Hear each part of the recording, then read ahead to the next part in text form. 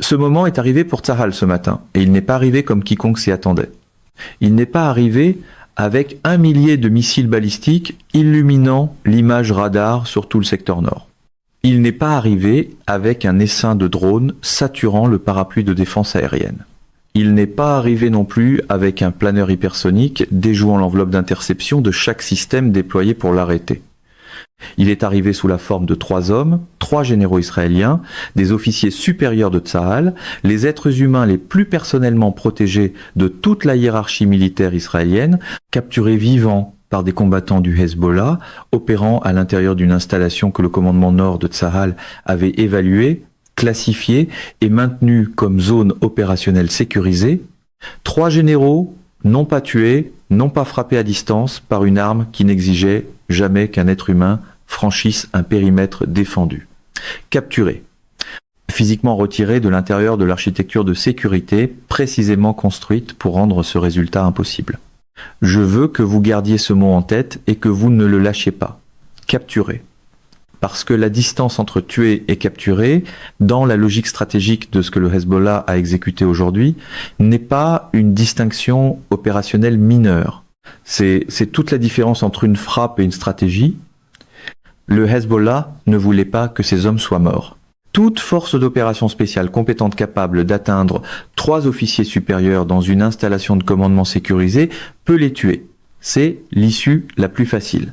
L'issue la plus difficile, celle qui exige plus de planification, plus de renseignements, plus de précision opérationnelle et plus de discipline institutionnelle pour être exécutée proprement, c'est de les faire sortir vivants. Le Hezbollah a choisi l'issue la plus difficile. Et lorsqu'une organisation militaire choisit l'issue la plus difficile, c'est parce que cette issue sert un objectif que l'option facile ne peut pas servir. Cet objectif, c'est le levier. Des généraux vivants sont un instrument de négociation que des généraux morts ne pourront jamais être. Et dans les 4 heures suivant la confirmation de la capture par des canaux que je considère fiables, cet instrument de négociation était déjà utilisé. Des communications en coulisses entre des intermédiaires libanais et des représentants du gouvernement israélien avaient commencé, et le mot qui circulait dans ces communications, le mot auquel je veux que vous prêtiez attention, parce qu'il dit tout sur le rapport de force dans la conversation qui vient de commencer, ce n'est pas négociation. C'est pas dialogue. Ce ne sont pas des discussions préliminaires ou des contacts exploratoires. Le mot, c'est condition. Le Hezbollah ne demande pas à Israël ce qu'il aimerait discuter. Le Hezbollah présente les conditions dans lesquelles la discussion sera autorisée à avoir lieu. Ce n'est pas la posture communicative d'un acteur non étatique qui serait tombé par hasard sur un succès opérationnel inattendu. C'est la posture communicative d'une organisation militaire qui a planifié ce résultat méthodiquement, qui l'a préparé pendant des mois et qui exécute maintenant la phase politique d'une opération dont la phase militaire a déjà atteint tous les objectifs pour lesquels elle avait été conçue. Ce soir, je veux vous faire traverser honnêtement 4 questions auxquelles le commentaire de défense dominant n'est pas équipé pour répondre avec la franchise que ce moment exige.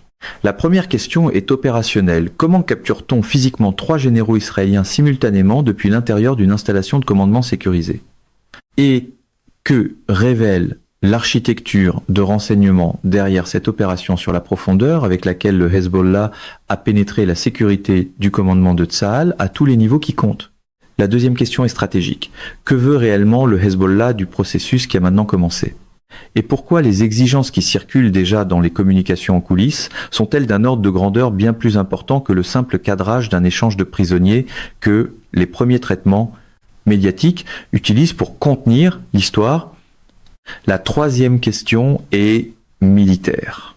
Lorsque 3 nœuds de la couche de commandement supérieur de Tsahal sont simultanément retirés de la structure opérationnelle du Nord, qu'arrive-t-il à la cohérence du front? Et à quelle vitesse la perturbation du commandement se transforme-t-elle en vulnérabilité militaire physique que chaque adversaire dans le théâtre tentera d'exploiter avant que la structure puisse se reconstituer? Et la quatrième question est celle qui projette l'ombre la plus longue. À quoi ressemble réellement un Moyen-Orient dans lequel le Hezbollah a démontré la capacité opérationnelle et le renseignement stratégique nécessaires pour pénétrer des installations de commandement israéliennes sécurisées et en extraire vivants des officiers supérieur. Qu'est-ce que cela signifie pour l'équilibre régional des forces, les options de réponse américaines et l'architecture de négociation qui définira chaque conversation sur le Liban, Gaza, l'Iran et la structure de tout l'ordre régional pour la décennie à venir? Restez avec moi à travers chaque couche de cette analyse parce que les réponses ne sont pas confortables et elles ne sont pas celles que le commentaire institutionnel vous prépare à entendre. Je commence par les mécanismes opérationnels de la capture elle-même, parce qu'ils sont à la fois la dimension la plus instructive de ce que le Hezbollah a exécuté et celle qui reçoit l'analyse professionnelle la moins sérieuse dans tout ce que j'ai vu publier depuis que la confirmation est tombée ce matin. Capturer simultanément 3 officiers supérieurs israéliens depuis l'intérieur d'une zone opérationnelle sécurisée, ce n'est pas de l'opportunisme de champ de bataille. Ce n'est pas un heureux accident de combat. C'est la phase finale d'exécution d'une campagne de renseignement et d'opérations spéciales développée pendant des mois. Elle exigeait une discipline extraordinaire de sécurité opérationnelle à chaque phase de sa préparation et demandait un niveau de précision d'exécution la plaçant parmi les opérations délibérées de capture humaine les plus sophistiquées jamais menées par une organisation militaire non étatique à l'ère moderne. Je vais vous expliquer ce que l'architecture opérationnelle de cette mission exigeait presque certainement, parce que les exigences précises de la mission disent directement quelle capacité le Hezbollah a démontré en réussissant. Les généraux capturés n'étaient pas déployés à l'avant dans un environnement de combat actif où la proximité avec la ligne de contact crée des occasions d'exposition organique. Ils opéraient depuis une installation que le commandement nord de Tsahal avait désignée comme nœud sécurisé de coordination du commandement. Une installation durcie, positionnée derrière la ligne de contact immédiate, protégée par des périmètres de sécurité physique superposés, surveillée par des systèmes de surveillance électronique, défendue par un contingent dédié de protection rapprochée, spécifiquement chargé de s'assurer que les officiers supérieurs à l'intérieur de cette installation ne puissent pas être physiquement atteints par des forces hostiles. Le fait que le Hezbollah les ait atteints dans cet environnement est une déclaration de capacité qu'il faut décortiquer avec soin. Cela nous dit d'abord que le Hezbollah possédait une connaissance détaillée et actuelle de l'emplacement de l'installation. Pas une connaissance approximative tirée d'une reconnaissance générale de zone, une connaissance structurelle précise, suffisante pour planifier une route d'infiltration spécifique à travers le périmètre défensif, identifier les fenêtres de temps pendant lesquelles les cibles principales seraient physiquement présentes et accessibles, et exécuter une séquence d'extraction dans des conditions empêchant l'équipe de protection de neutraliser l'opération avant que ses objectifs soient atteints. Cela nous dit ensuite que l'opération a été menée avec une violence d'action et une vitesse d'exécution qui ont submergé le contingent de protection rapproché avant qu'une réponse défensive cohérente puisse être organisée et appliquée.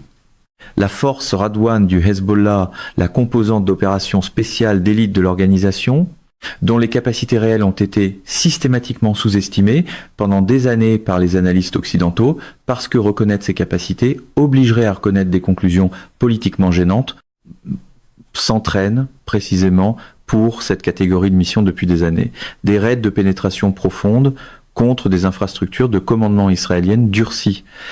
Des engagements rapprochés dans des espaces confinés et défendus. Une extraction rapide de prisonniers sous le feu actif de forces de sécurité en réaction. La force Radwan n'est pas une milice avec des prétentions militaires. C'est une organisation professionnelle d'opérations spéciales qui a été entraînée, équipée et développée opérationnellement pendant plus d'une décennie d'expérience de combat soutenue à travers la Syrie et le Liban. Cela a produit un niveau de compétence institutionnelle, précisément dans les habiletés requises par cette opération, que les propres évaluations de Tsahal sur les capacités du Hezbollah n'ont pas pleinement reconnu. Et cela nous dit troisièmement, et c'est l'élément que j'évalue comme le fait opérationnellement le plus alarmant de tout ce qui s'est produit aujourd'hui, que quelqu'un a fourni au Hezbollah le renseignement de ciblage spécifique qui a rendu cette mission exécutable. Quelqu'un a dit aux planificateurs opérationnels du Hezbollah où ces 3 généraux seraient, quand ils y seraient, comment l'architecture de sécurité physique protégeant l'installation était organisée, où les failles dans cette architecture pouvaient être approchées et quel serait le délai de réaction de l'équipe de protection dans des conditions de contact violent soudain. Cette catégorie de renseignements de ciblage ne provient pas d'une collecte de signaux à distance de sécurité. Elle ne provient pas d'une analyse d'images satellitaires ou d'une surveillance par drone des extérieurs de l'installation. Elle provient du renseignement humain, d'une source ou de sources opérant à l'intérieur du propre périmètre de sécurité opérationnelle de Tsahal, avec un accès direct ou indirect à la planification du commandement, aux détails techniques de l'installation et à l'information organisationnelle de la protection rapprochée. L'enquête de sécurité interne que Tsahal a maintenant ouverte sera l'enquête la plus lourde de conséquences de l'histoire de l'institution. Et les réponses qu'elle produira, si l'institution a le courage interne de les poursuivre honnêtement plutôt que de gérer le récit pour protéger des réputations existantes, seront plus dommageables pour la confiance institutionnelle à long terme que la capture elle-même. Maintenant, abordons ce que le Hezbollah veut réellement du processus qui a commencé. Parce que le cadrage de l'échange de prisonniers qui domine les premiers traitements médiatiques n'est pas exactement faux, mais il est catastrophiquement incomplet d'une manière qui obscurcit la véritable signification stratégique de ce qui est négocié. Le Hezbollah n'a pas planifié et exécuté une campagne clandestine de renseignement et d'opérations spéciales de plusieurs mois, à un risque organisationnel important pour capturer 3 généraux israéliens afin de les échanger contre un nombre comparable de combattants du Hezbollah détenus dans des centres de détention israéliens. Cette transaction, aussi simple et bilatérale qu'elle puisse sembler en surface, représenterait une sous-évaluation presque criminelle du levier que représentent réellement 3 officiers supérieurs israéliens vivants. Ce que veut le Hezbollah et ce que les communications en coulisses déjà ouvertes commencent à refléter fonctionnent simultanément sur 3 niveaux distincts qui doivent être compris séparément avant que leur poids combiné puisse être correctement évalué. Le premier niveau est la dimension des prisonniers, sur laquelle la couverture publique se concentre entièrement. Oui, il y aura une composante de libération de prisonniers dans toute résolution de cette situation. C'est structurellement inévitable. Et le Hezbollah l'a conçu ainsi.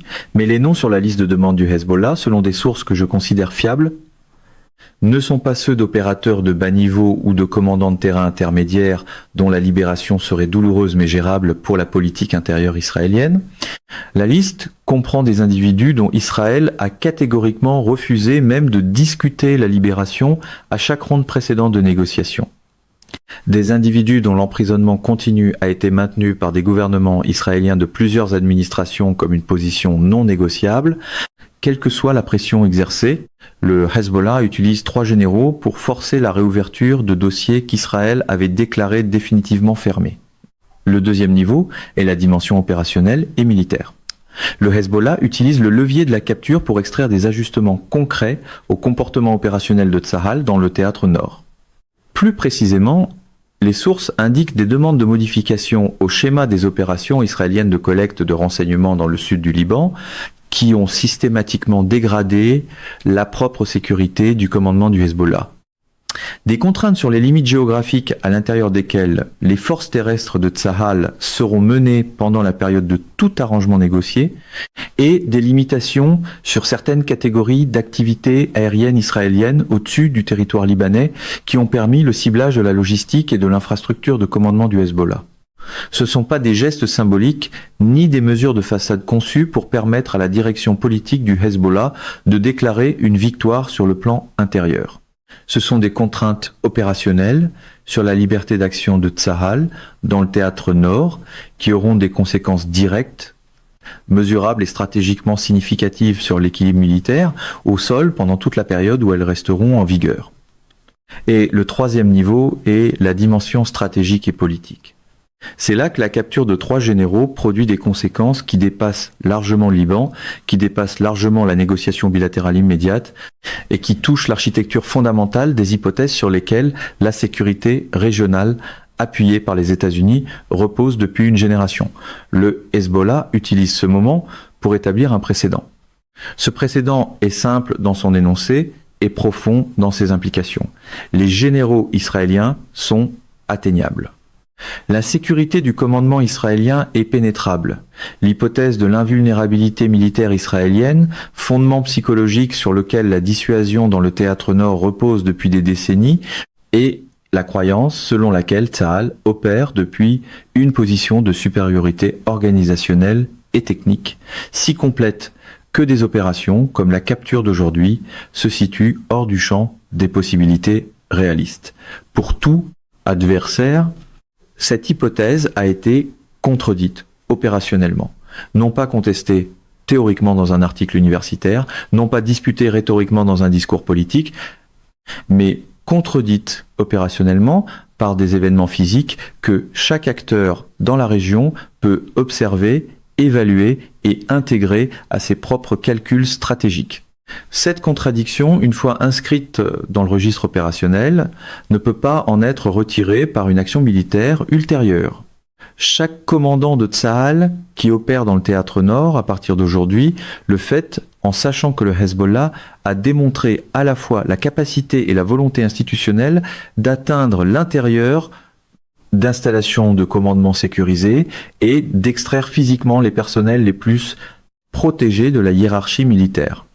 Les conséquences comportementales de ce savoir, la façon dont cela changera la manière dont les commandants se positionnent, structurent leur présence physique au nœud de commandement et évaluent leur propre exposition personnelle dans l'environnement opérationnel, créeront une friction persistante dans le comportement du commandement qui dégradera l'efficacité opérationnelle d'une manière véritablement difficile à quantifier, mais véritablement impossible à rejeter. La question de la cohérence du commandement est l'endroit où les implications opérationnelles des événements de ce matin se traduisent le plus directement en vulnérabilité militaire immédiate.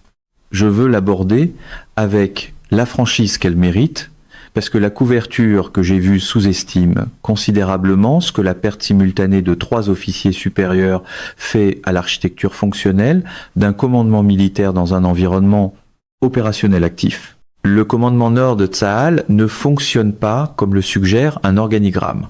Les décisions ne descendent pas simplement du niveau supérieur au niveau subalterne par des canaux formellement définis pouvant être interrompus à un nœud sans perturber le reste du système. Il fonctionne comme tous les vrais commandements militaires fonctionnent, à travers un réseau dense de relations personnelles, de canaux de communication informels, d'une conscience situationnelle partagée construite par une expérience soutenue dans l'environnement opérationnel précis et du savoir institutionnel que les commandants expérimentés portent dans leur tête. Comment leur formation spécifique se comporte réellement sous pression ? Où se trouvent les vrais points de friction dans le système logistique ? Quels commandants subalternes ont besoin d'une direction rapprochée ? Lesquels peuvent être autorisés à faire preuve d'initiative ? Et comment les différents éléments de l'architecture de commandement peuvent être intégrés le plus efficacement sous les conditions particulières du théâtre nord. La perte simultanée de 3 nœuds supérieurs dans ce réseau ne crée pas simplement 3 postes vacants organisationnels pouvant être remplis par les officiers suivants dans la chaîne de succession sans conséquences opérationnelles. Elle crée une perturbation systémique dans le système nerveux organisationnel de tout le groupement opérationnel du Nord, dont les effets se propagent simultanément dans chaque domaine fonctionnel de l'architecture de commandement. La coordination de l'appui-feu d'artillerie se dégrade lorsque les officiers supérieurs qui gèrent l'allocation de l'appui-feu et comprennent les exigences précises ainsi que les contraintes spécifiques de l'architecture d'appui-feu du secteur Nord sont soudainement absents. La fusion du renseignement se dégrade lorsque les commandants qui ont passé des mois à développer la compréhension contextuelle spécifique requise pour intégrer la collecte provenant de sources multiples et la traduire correctement en décisions opérationnelles reflétant les réalités de l'environnement d'opération du Nord ne sont plus présents dans la structure de commandement. La gestion logistique se dégrade lorsque les commandants qui portent l'autorité et les relations institutionnelles nécessaires pour rediriger les flux d'approvisionnement, résoudre les priorités concurrentes des unités et naviguer dans la friction bureaucratique endémique à la logistique militaire sous pression opérationnelle ont été retirés de la chaîne. Chacune de ces dégradations fonctionnelles est individuellement gérable par un commandement compétent, opérant dans des conditions normales avec suffisamment de temps pour se reconstituer. Ensemble, dans un environnement de combat où le Hezbollah vient de démontrer qu'il sonde activement et exploite précisément ce type de vulnérabilité structurelle, elle crée une fenêtre d'exposition opérationnelle réelle que tout adversaire compétent conscient de la situation cherchera à exploiter avant que la structure de commandement ait le temps de se reconstituer. Le Hezbollah comprend les organisations militaires, il étudie l'architecture spécifique du commandement nord de Tsahal avec l'attention concentrée d'une organisation qui planifie des opérations contre lui depuis des années. Le moment choisi pour cette opération de capture, exécutée alors que le front nord fonctionne déjà sous un stress logistique et opérationnel important lié aux phases précédentes de la campagne, n'était pas une coïncidence. Cette opération a été conçue avec une logique opérationnelle précise pour aggraver des vulnérabilités existantes au moment du stress institutionnel maximal et de la capacité minimale de reconstitution. La réponse de Washington à ce développement a été traitée dans la couverture publique avec un degré d'interprétation charitable qui, selon moi, obscurcit ce que la réaction américaine révèle réellement sur l'état du levier américain dans la situation actuelle. Les appels entre Washington et Tel Aviv dans les heures suivant la confirmation de la capture n'étaient pas les appels d'une superpuissance gérant une crise depuis une position de confiance stratégique et fournissant, alliés, la réassurance d'un appui extérieur écrasant. C'étaient les appels d'une administration procédant à une recalibration urgente en temps réel de ce qui est réellement atteignable dans le théâtre nord dans les conditions actuelles et du coût réaliste de la poursuite de ses objectifs. Le contenu précis de ces appels n'est pas public. Le résultat de ces appels est déjà visible dans ce que les interlocuteurs américains ont dit et n'ont pas dit publiquement dans les heures qui ont suivi la confirmation. L'absence d'exigence de libération immédiate et inconditionnelle comme préalable à tout engagement, le langage de résolution maîtrisé et de processus diplomatique, l'évitement visible du type d'engagement déclaratoire envers les positions de négociation israélienne que les administrations précédentes déployaient réflexivement dans les moments de stress militaire israélien. Ce sont les signaux d'une administration qui a conclu, sur la base de sa propre évaluation de la situation opérationnelle dans le théâtre nord, que la position de négociation que Washington est capable de soutenir est matériellement plus faible que celle qu'elle préférait projeter. Les stratèges du Hezbollah ont passé des décennies à développer la capacité de lire les signaux diplomatiques américains avec précision. Ils liront les signaux de Washington aujourd'hui avec exactement la précision qu'ils méritent. La contribution de l'Iran à ce qui s'est produit ce matin n'est pas un contexte périphérique. C'est une causalité structurelle.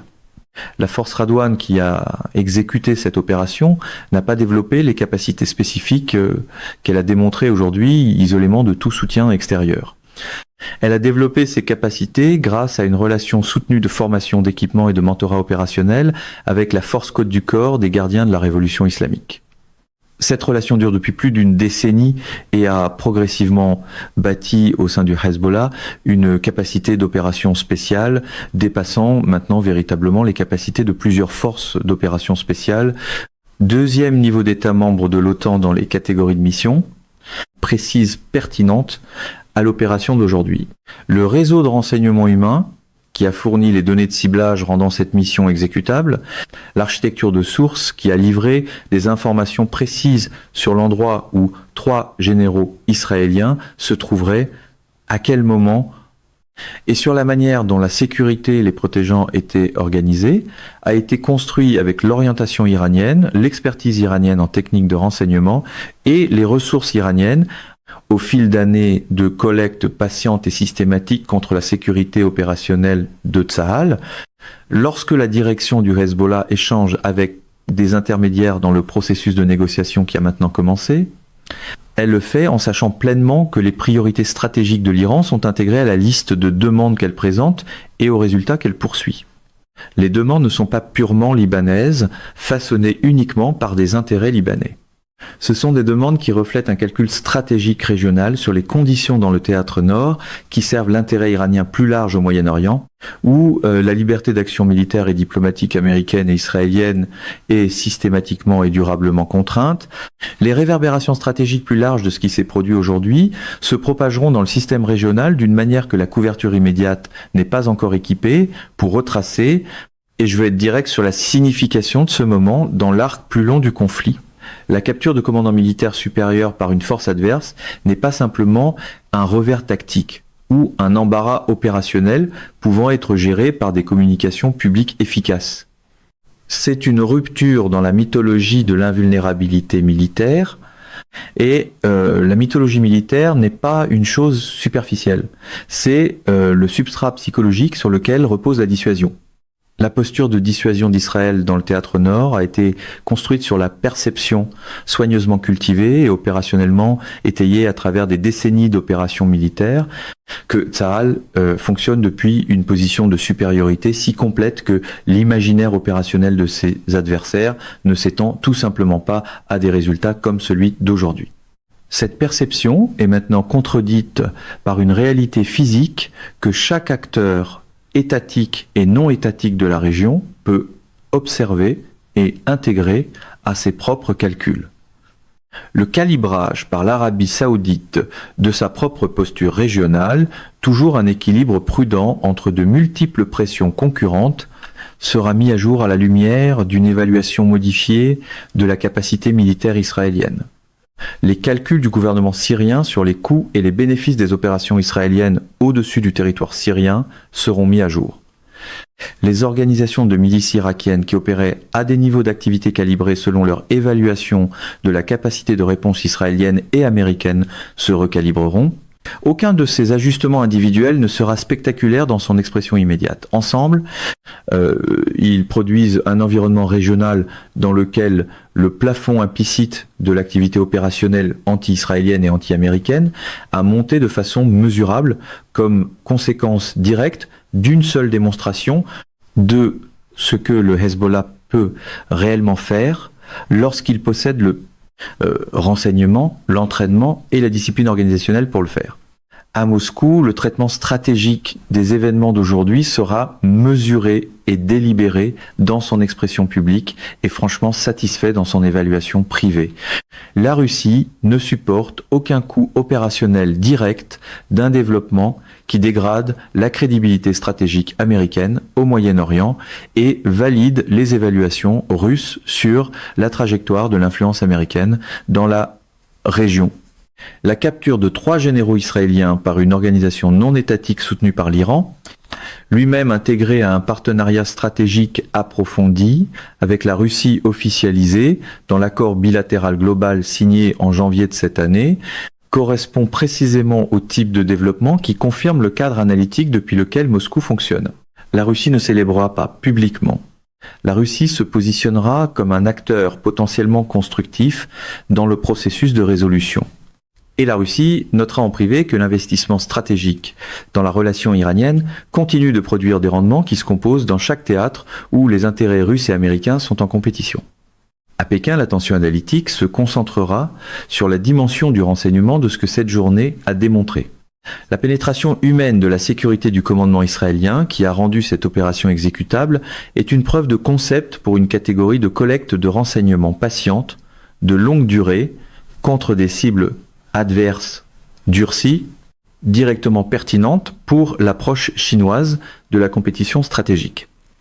La démonstration que des années de collecte soutenues peuvent produire des résultats opérationnels de cette ampleur contre l'un des établissements militaires les plus soucieux de sécurité au monde sera étudié à Pékin avec le genre d'attention institutionnelle soigneuse que la Chine apporte à chaque développement, confirmant la viabilité de ses propres méthodes stratégiques. Les marchés de l'énergie ont déjà commencé à intégrer le risque d'escalade que la perturbation du commandement et la pression de négociation de la situation actuelle introduisent dans le calcul de stabilité du théâtre nord. La prime de risque liée au détroit d'Ormuz, qui est une caractéristique persistante du prix du pétrole tout au long de cette période de conflit, a bougé depuis la confirmation de ce matin. Ce mouvement est l'expression par le système financier d'une réalité opérationnelle simple.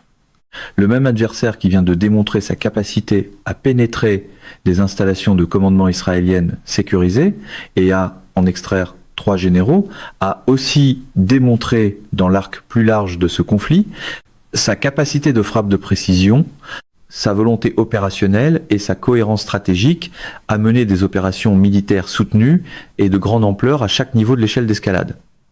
Le détroit d'Ormuz, par lequel transite 20% du commerce pétrolier quotidien mondial, se trouve à portée opérationnelle facile de chaque système que cet adversaire a déjà démontré être prêt à utiliser.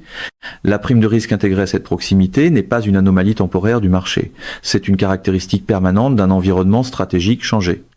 Mon évaluation honnête de la direction réelle que prend la négociation qui a commencé exige de reconnaître quelque chose d'inconfortable, que les pressions institutionnelles sur l'analyse publique poussent constamment les analystes à éviter de dire directement. La négociation que le Hezbollah a ouverte n'est pas une négociation dans laquelle Israël entre depuis une position de force.